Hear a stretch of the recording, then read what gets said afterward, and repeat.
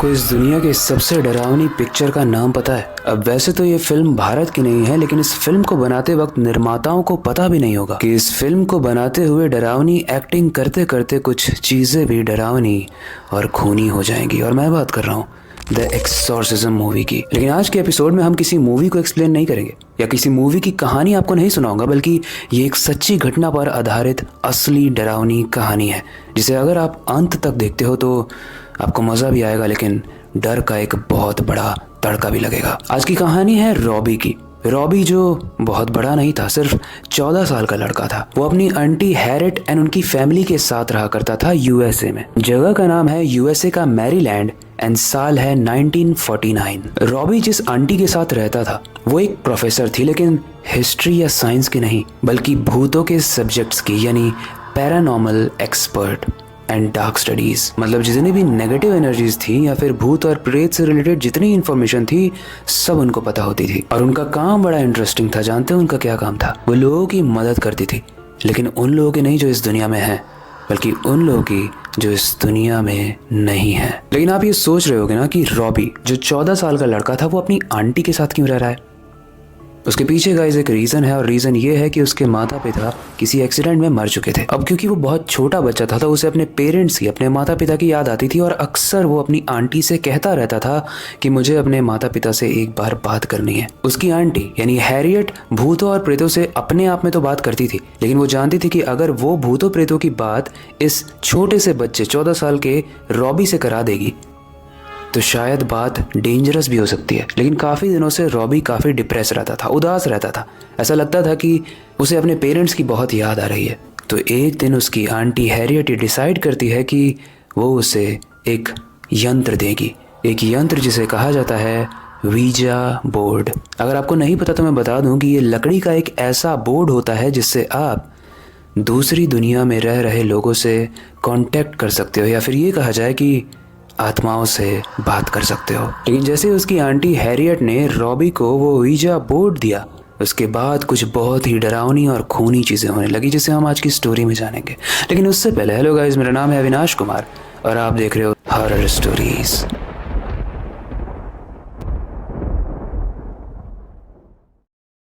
जब हैरियट ने रॉबी को वो वीजा बोर्ड दिया तो रॉबी अक्सर रोज उससे खेलता रहता था। वो अक्सर उस बोर्ड के सामने घंटों बिताता था और कोशिश करता रहता था कि एक दिन उसके माँ बाप उससे बात करेंगे। लेकिन धीरे धीरे समय के साथ उसका बिहेवियर चेंज होने लगा। वो धीरे धीरे चिड़चिड़ा होने लगा, हर बात पे चिढ़ने लगा। और कुछ ही समय में रॉबी के साथ एक ऐसी घटना घटी जिसकी वजह से उसकी पूरी जिंदगी ही बदल गई। क्योंकि अब जो मैं आपको बताने वाला हूँ वो सुनने के बाद शायद आपको भी बुरा लगे, लेकिन कहानी में एक डरावना ट्विस्ट भी है, इसलिए आगे देखते रहो। दरअसल रॉबी के साथ बुरा ये हुआ था कि एक एक्सीडेंट में उसकी आंटी हैरियट की मृत्यु हो गई।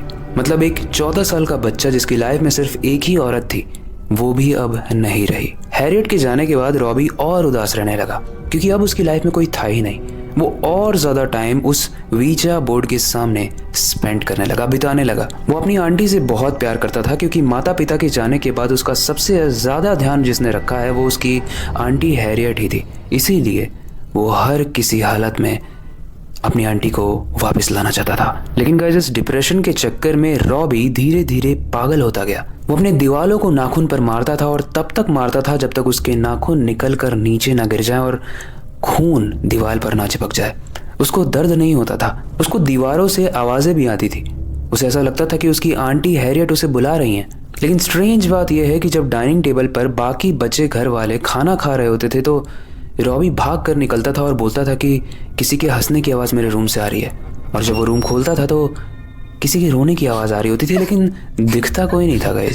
गाइस, रॉबी की आंटी हैरियट के गुजरने के बाद अब रॉबी का ध्यान हैरियट के घर वाले ही रख रहे थे, और वो ये नोटिस करते हैं कि ये चिड़चिड़ा तो होता ही जा रहा है, लेकिन समय के साथ इसका गुस्सा भी बढ़ता जा रहा है। और एक दिन जब रॉबी सुबह उठ के डाइनिंग टेबल के पास नाश्ता करने आता है तो घर के सारे ही फैमिली मेंबर्स उसे घूर कर, इनफैक्ट डर कर देख रहे थे, क्योंकि उसके पूरे जिस्म पर स्क्रैच के, नाखून के निशान थे।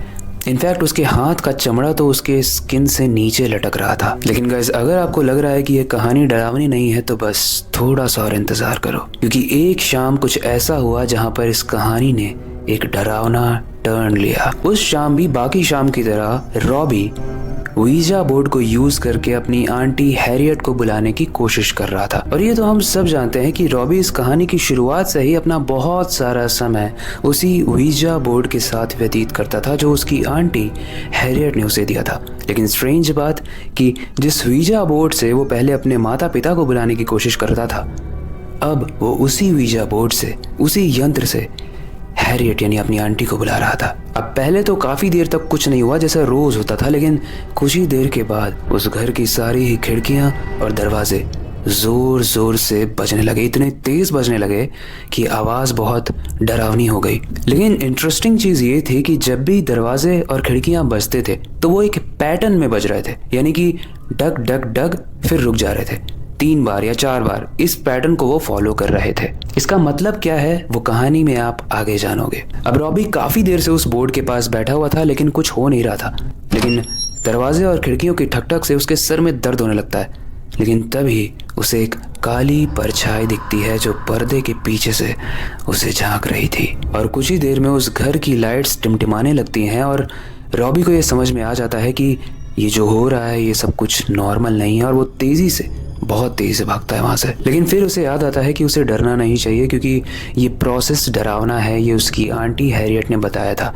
और उसकी आंटी हैरियट ने ये भी बताया था कि जब ऐसा कुछ होने लगे, कुछ कनेक्शन लगे, कुछ पैटर्न दिखने लगे तो समझ जाना कि आत्मा तुमसे मिलने आ गई है। और थोड़ी देर बाद गाइस रॉबी कुछ ऐसा देखता है जिसे देखने के बाद उसकी रूह कांप जाती है, क्योंकि उसी के घर के रूम के बेड पर एक परछाई बैठी हुई थी। और वो परछाई अपने बालों को संवार रही थी एक कंघी से, और वो परछाई थी उसकी आंटी हैरियट की। लेकिन स्ट्रेंज बात यह है कि रॉबी जब आंट हैरियट को आंटी कह के बुला रहा था तो वो उसकी तरफ देख नहीं रही थी, या फिर शायद देख रही थी, लेकिन हैरियट का मुंह जिस तरफ था उस तरफ उसने अपनी आंखों के सामने बाल रखे हुए थे।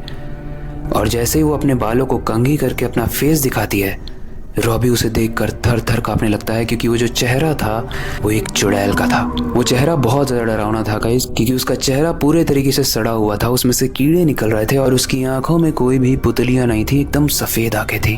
वो रॉबी को एक बहुत ही डरावनी हंसी के साथ देखती है और अपनी जीभ, बहुत बड़ी सी जीभ को बाहर निकालती है। और जैसे ही रॉबी इस दृश्य को देखने के बाद वहां से भागने की कोशिश करता है, उस दरवाजे के सामने एक काला सा साया खड़ा होता है जिसके हाथ के नाखून में बहुत सारा डरावना खून लगा हुआ है। रॉबी उस काले साए को देखकर जम गया, लेकिन वो खून जो उस काले साए के नाखून में लगा हुआ था वो किसी इंसान का नहीं था, बल्कि रॉबी की जो बिल्ली थी वो सामने मरी हुई थी और वो काला साया उसी बिल्ली के मांस को खा रहा था। रॉबी डर के मारे बहुत तेज से चिल्लाता है और जैसे ही बाकी फैमिली मेंबर्स को रॉबी की आवाज आती है वो बहुत तेजी से ऊपर आते हैं। लेकिन तब तक रॉबी बेहोश हो चुका था।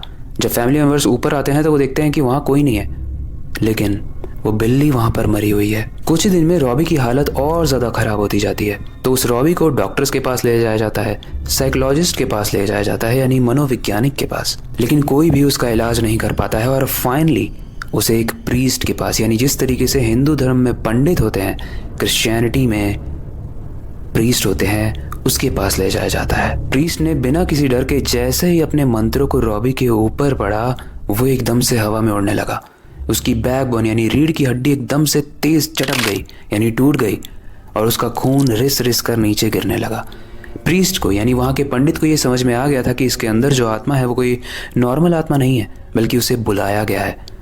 लेकिन फैमिली मेंबर्स ये समझ नहीं पा रहे थे कि एक आत्मा को एक बच्चा कैसे बुला सकता है। तो प्रीस्ट अपने मंत्र को पढ़ते हुए रॉबी से बात करते हैं और पूछते हैं कि ये आत्मा तुम्हारे पास कैसे आई। तब वो अपनी बातें बताता है और वो बताता है कि मेरे माता पिता के मरने के बाद आंटी हैरियट ही थी जो मेरा हेल्प करती थी, मेरी केयर करती थी, और जब वो गई तो उनके फैमिली वाले एक्टिंग तो करते थे मेरी केयर करने की, लेकिन केयर कोई नहीं करता था। मुझे कुछ खाने को पसंद है तो वो नहीं दिलाया जाता था, मेरे स्कूल के लिए प्रोजेक्ट में हेल्प कोई नहीं करता था, मुझे अगर कोई खिलौना भी पसंद है तो यहाँ का कोई भी इंसान मुझे वो खिलौना नहीं दिलाता था। इनफैक्ट हैरियट का जो हस्बैंड था वो मुझे मारता भी था, यानी उस रॉबी के अंकल। लेकिन वो हैरियट के रहते हुए नहीं मारता था, इसीलिए मुझे बहुत बुरा लग रहा था, तो मैंने आंट हैरियट को बुलाया बात करने के लिए। लेकिन मुझे नहीं पता था कि आंट हैरियट चुड़ैल बन के आएंगी।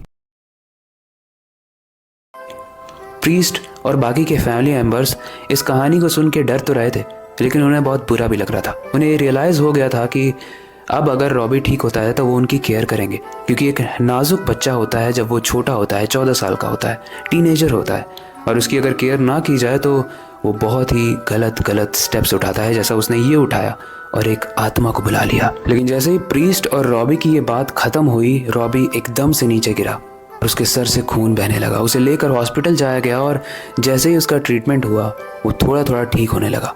कुछ दिन गुजरे और सारे ही फैमिली मेम्बर्स उसके सामने खड़े थे जब रॉबी की आंख खुली। रॉबी की आंटी हैरियट के फैमिली मेम्बर्स को ये रियलाइज़ हो चुका था कि उन्हें रॉबी की केयर करनी चाहिए थी और अब वो करेंगे। वो ये बताते हैं रॉबी को, इसीलिए रॉबी शांत हो जाता है और सब लोग देखते हैं कि रॉबी के पीछे से काला साया निकलकर विंडो से बाहर भाग गया। गाइस, ये कहानी यहीं तक थी, लेकिन इस कहानी से हमें एक चीज़ भी सीखने को मिलती है। अब हो सकता है कि ये कहानी बहुत ज़्यादा डरावनी थी, एक बच्चे के अंदर आत्मा का आना, लेकिन एक बच्चे के इस नाजुक एज में अगर हम उसकी केयर ना करें, उसकी देखभाल ना करें, तो वो गलत स्टेप्स ले सकता है। उसका ये एक अच्छा खासा उदाहरण था। बाकी आई होप कि आपको ये आज की कहानी अच्छी लगी होगी। ये कहानी यहीं तक थी। बाकी आपके पास अगर कोई फीडबैक है तो आप हमें कमेंट सेक्शन में बता सकते हो। इसी की तरह अगर आपके पास भी कोई टॉपिक है तो आप हमें कमेंट सेक्शन में सजेस्ट कर सकते हो। हम उसको आने वाले एपिसोड्स में कवर करेंगे। एंड ट्रस्ट मी, आने वाले एपिसोड्स अगर आप देखोगे तो आप समझोगे कि असली में डरावनी कहानियाँ क्या होती हैं। बाकी वक्त आ चुका है इस स्टोरी को एंड करने का, लेकिन जाने से पहले मैं हमेशा की तरह एक ही चीज़ कहना चाहूँगा, अपनी क्यूरियोसिटी को डाई मत होने देना। नई चीज़ें सीखते रहना अपने बेड के नीचे, और खिड़की के बाहर ज़रूर देख लेना कहीं वो डरावना साया तो नहीं खड़ा है। मिलते हैं अगली वीडियो में।